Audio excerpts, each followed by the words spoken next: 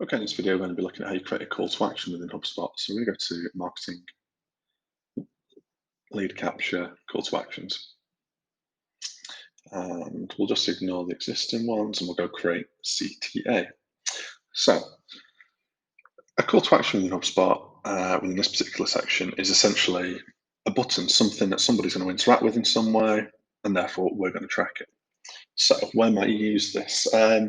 Perhaps, for example, you have a homepage and it has numerous call to actions. You're trying to essentially funnel users through to different sections of a website. You may want to create several call to actions and track them against each other to see how they're performing. Perhaps they're all in a visible region next to each other and they're providing different offers, perhaps service levels. And you're intrigued to see how many people are actually clicking on them to find out more information. This is useful for a few reasons.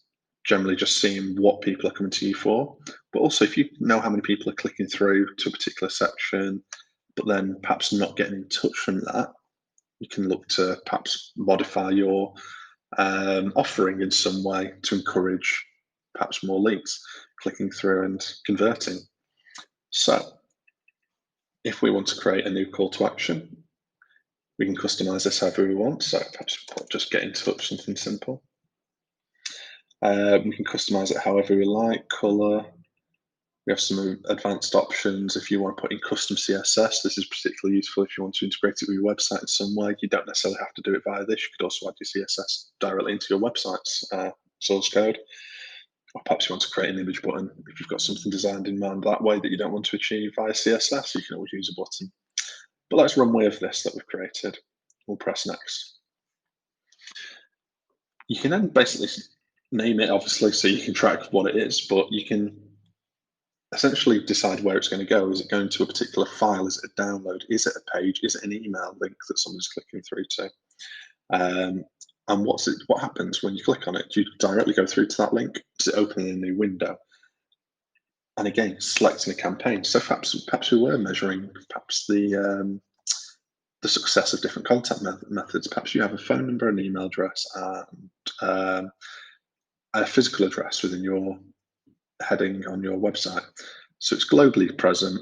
You want to track the success rates of each of those. Well, you could create a button for each of them, realistically, and assign them to the campaign website tracking, for example. And then when you go into that campaign, you can measure them all side by side and view their success. But we're not going to. What we're going to do is we're just going to quickly specify that it clicks through to Google on this demo. And there's our button. It's created it. So it allows you to create variations and a smart version. But what it's going to do is just press close. And what we're going to do is get the code. So we can essentially copy that code and place it directly into our website wherever we see fit. Again, within these options, we can then clone it. So if we wanted to do exactly the same one, but tweaked in a slight way, so perhaps one was a click for an email address, the other one was click for a phone number. You could clone it, it'd keep all the same styling and whatnot, they'd be identical, but you're just changing the content and the action. That's possible. And we can create a multivariate test. So for example, a bit like the split A/B testing, if we want to create a few different versions, see which one has more engagement versus another, so you could perhaps change a color. If you want to see if a color particularly draws people's eye to it, then that's possible via this. We also then have the smart version. So is this visible to specific users? Perhaps you want to hide your physical address until you've made contact with somebody. If you're a freelancer and you're not necessarily want to put out your home address if you're working from there, well, maybe until somebody becomes a trusted contact, maybe you don't want to publicly display that on your website, and you can do that within this. So there's a few different options there for you, and that's how to create a call to action within HubSpot.